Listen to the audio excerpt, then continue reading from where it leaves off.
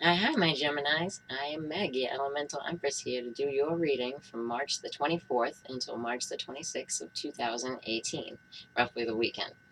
Okay, so what's going on for you guys in the sky? I want to start with Friday, because I wasn't on for a few days. I had technical difficulties. But Friday, we had a square between Pluto and Venus. Now, Pluto and Venus, um, yes, this is a hard aspect, and in the lower vibrations, it can cause some power struggles in relationships, like partnerships, any kind of partnership. Um, but if you work through that, right, and use the energy, because squares have more energy, you just have to be able to work through them, and understand the dynamic of it. So, with that, you can transform like creative ideas, and especially because this is going on for you, this will be mostly in your eighth house of other people's money, banks, things like that, scorpionic things, and because Scorpio rules the eighth house, even though your eighth house is Capricorn. So then you'll have the rest will be going on in your 11th house, which is Aries, which is your like social network and group of people, group functions, things like that. So if you use this energy correctly, it can be used very well in business. And so Saturday, today, the 24th, we have a square between Mars and the Sun. Now, Mars and the Sun are both exalted in the signs that they're in. Mars in Capricorn and the Sun in Aries. So it will really be asking you to put effort into something, and because it's a square, it's going to take more effort. So it's going to be a few tries, and it'll probably be a little bit of a tougher time, but you can get more out of it if you work through the energy. So meanwhile, the whole weekend is going to be the moon is going to be in Cancer, so people might be a little bit over emotional, and like the moon is at home in Cancer, but we have quarter moon, so quarter moons can cause like a crisis type of scenario, even if it's like within yourself, because now we have Mercury retrograde, we have Jupiter retrograde. A lot of it is self-reflection and redoing things and things like that, and they usually come out better, so that's good. Now, on Sunday, we have a really interesting aspect, and it's a quincunx. A quincunx is a 90-degree angle, which is another square, but it also has a sextile, which is a 60-degree angle, so it's 150 degrees. And a sextile is very beneficial, right? And especially with the planets that are involved. So now you have Venus and Jupiter, the two benefact planets. And this is what this quincunx is about. But also, I wanted to add this, and you're probably not going to see it in most astrologers' videos, because this planet was just found in 2003. So we've known about it for 15 years. But remember that we just started knowing about Pluto in 1930. So this planet is going to be conjunct Venus at the same time.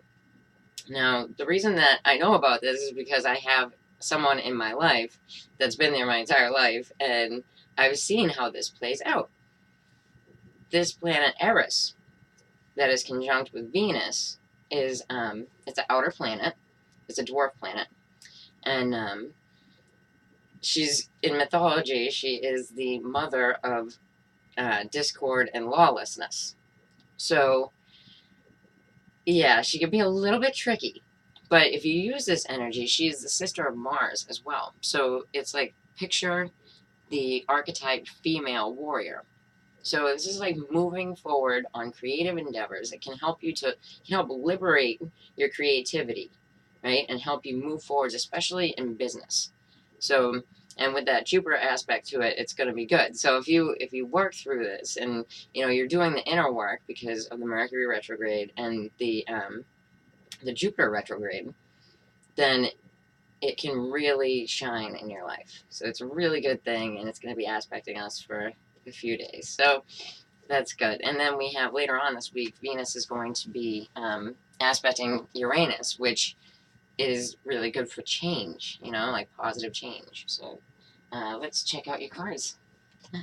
Um, these are the Tarot of the Tattoo Age, and I'm going to pull one of these to oversee your reading.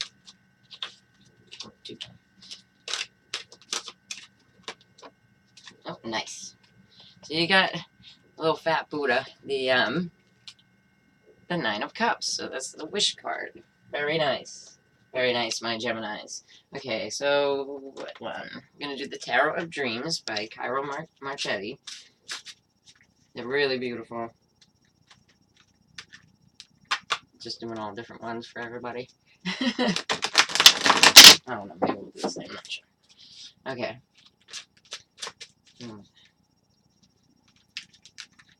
Yeah, so those two houses together, and then the aspects. If you're working on something for business, you're gonna be doing good. And if you're working towards it and not fighting, because that, like, with the square energy, we can really get like fighty within our own heads, which makes us fighty with other people. So and that's the problem, you know. So we just gotta just breathe. You're gonna have to deal with other people. This is going on in your 11th house, you know. But yeah, like just breathe through it and try to handle it, because you know what? Forewarned is forearmed. So if you're not the one getting angry, then you're better off, right? Okay, so let's check you out here. Okay, so we have the palace. They have palaces in these, right? So it's the Palace of Wands. So it would be like, and it's in the reverse. So it's a home of a fire sign, right? Like a fire sign ruled home that's like out of whack, right? For some reason, it's flipped upside down. We're gonna check that out. Okay, so in the base, right, we have the Justice card, and the Justice is in the upright. You know, you could be dealing with a Libra. If the Libra has fire in their chart, you know, it could be a situation where they view that they're right, you know, like they view that they're being just, but, you know. Okay, so in the recent past, you have the Two of Cups, and you got it in the reverse, dears. Okay, so some kind of business partnership, some kind of love relationship has ended, you know. And if it hasn't ended, it's pretty, like, you got to the point where you're not very happy. Okay, so it looks like this person is not coming back. So, you got the Six of Cups. It's in the reverse, right? So, if it has to do with a relationship, it looks like, and children. So it could be that this relationship has changed, and the children are unhappy, because the Six of Cups is also about your children, and then the depiction on the card of children. Okay, so then we have the King of Cups in the reverse. Now this could be a Cancer, Pisces, or Scorpio male that you're dealing with that is like emotionally manipulative, right? Or if you have this in your chart and you're the male, you know, you could be overly upset, right? And let's check the back here. So you got the Eight of Cups in the reverse on the back, and it's kind of like not walking away from a situation that looks like maybe you should have, right? So the Eight of Cups in the upright would be like walking away to go within, but this is like just not walking away, like you're not going anywhere. But that was the past, and there was some kind of, you know, this could absolutely be like a divorce, you know, because there is a legal aspect to this, and a home flipped upside down. So let's check this out. I'm gonna check it out with the Rhoda Tarot. Yeah, so I mean, we'll check the rest of it out, but it kind of looks like that to me, you know, because this could be you or somebody you know that's going through a hard time, you know, with their kids and maybe their ex or your ex, you know. It just looks like a tough situation, you know. So let's get to the bottom of it. Right? Okay. Okay. So with the Palace of Wands reversed, you get the Nine of Swords, right? So this is like a nightmare situation for someone, you know. Yeah, and then you got the Six of Wands. So someone like won, but it's almost like a Five of Swords moment where, someone won, but someone is really upset by this victory because it looks like something really broke apart. Let's check out the Justice. Okay, so the Justice, you got the Knight of Pentacles in the reverse, and he's all about protecting himself, right? Even in the upright, but when he's not upright, like he's not going anywhere. Like this seems like something that feels like a final decision, right? Okay, so with the Two of Cups, you get the Moon here, and it could be the sign of Scorpio, and something could have passed like in this moon cycle where there was like some kind of a breakup. Let's check it out. Yeah, and you get the Moon with the High Priestess in reverse. So this is like a nasty situation for someone, And let's check out what the six. All right, so the Six of Cups and somebody not coming back from the past, or trouble with your kids. It looks like either someone who is the sign of Virgo, or you had to retract yourself to really go within to find an inner wisdom about this scenario. So we'll pull one more on that one. Okay, so you got the Knight of Wands in the reverse. So it looks like, a lot of, nobody's talking, people are withdrawn.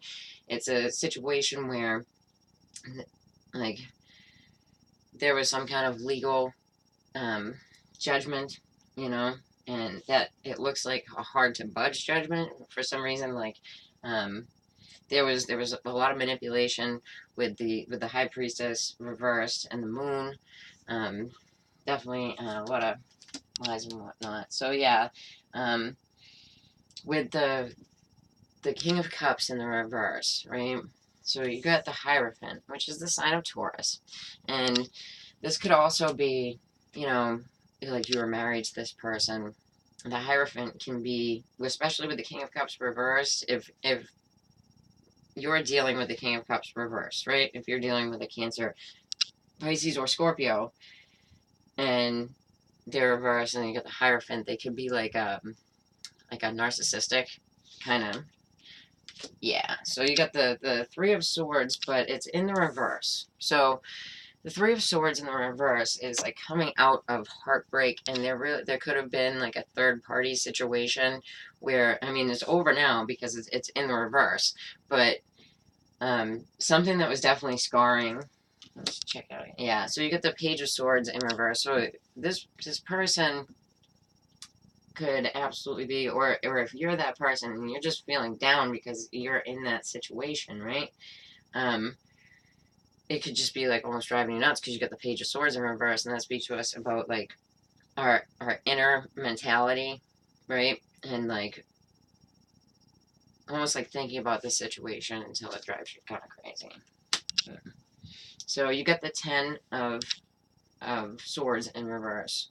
So it's an ending, and a lot of this like has to do with your mind, So then you get the Queen, of Wands in reverse. So this can be like, if this is your energy, you could have Aries, Leo, Sagittarius in your Sun, Moon, or Rising, or you could just be feeling after this whole scenario that you're not like, like you're not beautiful or things like that, and if that's your situation, like you're as beautiful as you portray yourself, and don't let a situation like that, pull you down, like especially, like if you're dealing with this King of Cups in the reverse and this is not part of your chart and you're not the male, it definitely looks like a manipulative energy. So, it's the right thing getting away from him. And on the bottom here, you got the King of Cups in reverse again. So absolutely, use this energy, like, and the 8th house is about like detaching, right, from this stuff. So you had this in the background, and you just need to You need to let it go and start feeling better about yourself. If you're the king energy or the queen energy, you've got to detach from that because this looks like a painful situation. All right. So, my Geminis, if you still like me, then please be sure to like and share and subscribe. I appreciate all of you, and I hope that you took something good from this video. All right. Take it easy, guys. I'll be back soon.